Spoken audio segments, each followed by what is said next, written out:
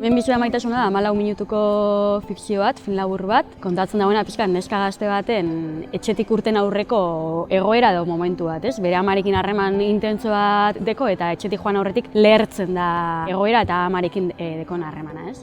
Bueno, dator igual esperientzia propia batzuetatik amarekin dekoguzen harreman horrek aztertu edo asko begiratze horretatik, ez bakarrik niretik, baizik eta inguruko beste lagun batzuekin batera osatu duten teoria edo asmo bat izan da, eta hori gidoira eraman naben 2020ko udaberrian bueltan.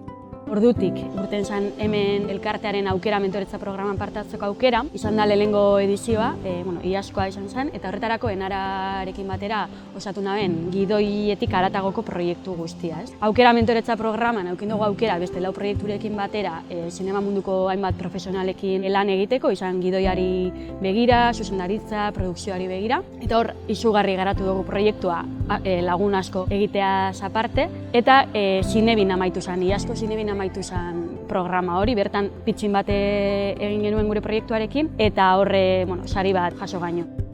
Durango udaleko sorkuntza beketara aurkeztu ginen eta horbe sari bat jaso genuen, eta ordutik ja asko aurreratu genduen produkzio aldetik eta lanean ibili gara.